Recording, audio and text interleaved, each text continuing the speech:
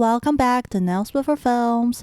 It's your favorite disgrace to society, and I'm back to talk about the movie I love and hate the most in 2024.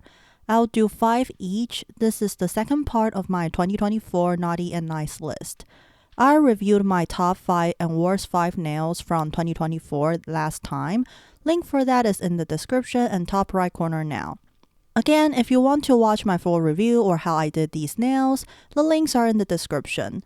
By the way, this list is only limited to the movies I reviewed this year. I'm sure there are other great or terrible movies in 2024, but I won't be covering them in this video.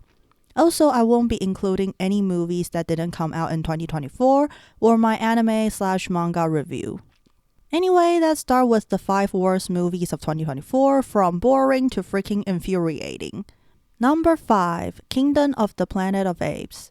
A movie that I almost forgot existed. It was a pretty boring movie that didn't do anything new and just repeated the same ideas as the first 3 movies. And unlike those movies, which had a great protagonist Caesar, no one was memorable in Kingdom. I don't even remember the protagonist's name. That's how forgettable Kingdom is. I only remember being bored in the theater and wondering when the movie was going to end. It wasn't offensively bad, it just didn't need to exist. Number 4, Alien Romulus. I don't hate Romulus, but it's a frustratingly unimaginative movie that has some serious plot holes and relies way too heavily on nostalgia. The setting of Romulus was interesting. It could have been fun to see the expanded universe of Alien, but the movie only utilized this in the beginning.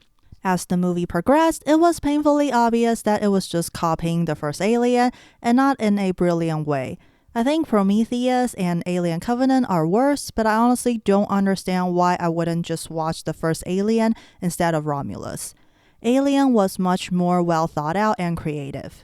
For that, Romulus is on the naughty list instead of nice. Number 3, Kung Fu Panda 4, another movie that I almost forgot existed. Similar to Kingdom, Kung Fu Panda 4 is a forgettable sequel that doesn't need to exist.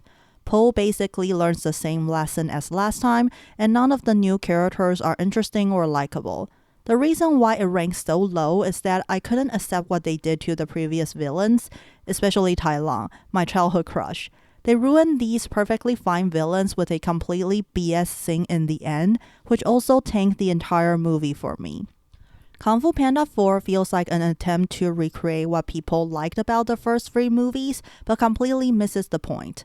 Because I love Kung Fu Panda so much, having religiously watched it countless times as a kid, I couldn't forgive them for not only making a mediocre sequel, but also effectively ruining some of the previous characters. Number 2, Madame Web. It was just a boring movie all around. Thank goodness I didn't watch this in the theater. I would definitely fall asleep. The story barely made any sense. All of the characters were either bland or straight up annoying.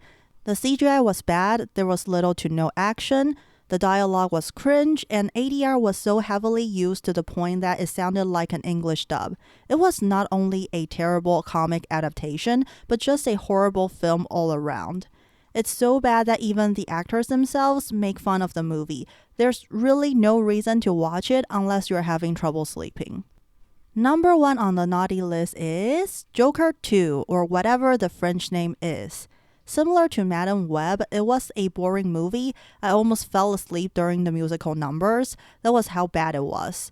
Of course, Joker 2 was somewhat impressive artistically, so it was at least better than Madame Web in that department, but because it completely undid the first movie, I find that to be more unacceptable. Seriously, don't watch this movie if you're a fan of the first Joker. You'll be pissed about how much they undid Arthur's character. Not only was it a boring movie, but it completely misunderstood why people loved the first one and may even seem hostile toward fans. For that reason, it's my least favorite movie this year. Lastly, let's talk about my top 5 movies from 2024. These movies are in no way objectively good, I just really enjoy watching them. Again, I'll go from the movies that I like to the ones I absolutely love. Number 5, Deadpool and Wolverine. To be honest, I feel like I was way too soft on this movie when I reviewed it. There are actually some serious plot holes, and it's not quite as good as the first 2 Deadpools, story-wise. Besides, it's probably a very confusing movie if you're not familiar with the X-Men movies. However, because I watched most of the X-Men films before Deadpool and Wolverine, I find it to be fun and satisfying.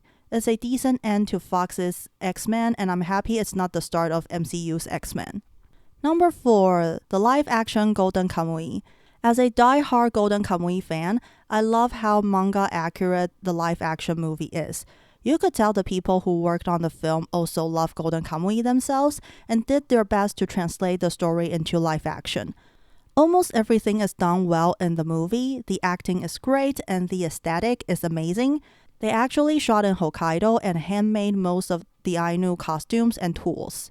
Most importantly, the story doesn't deviate too much from the source material, which is what a great adaptation does. The pacing might be a bit too slow for people who don't know anything about Golden Kamuy, but I thoroughly enjoyed it as a fan. Number 3, Smile 2. To be honest, I wasn't expecting much from Smile 2. Smile was a pretty good horror movie that explored the theme of guilt, but combining supernatural elements with psychological horror.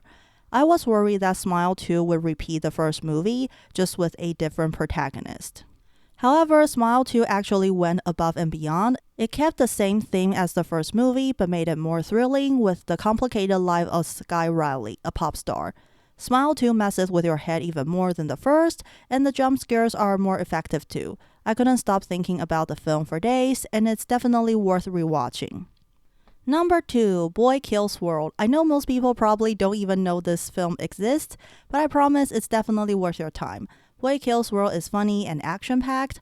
Fans of action comedies would most likely enjoy this movie. The story is decent too. There's a big twist in the movie that changes everything, but it also makes sense. Boy Kills World is filled with fun characters, but the movie does get emotional too.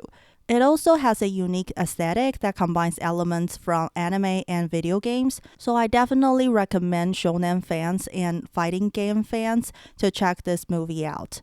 The movie is quite gory, so maybe skip it if you're squeamish, but for everyone else, please check it out if you get the chance.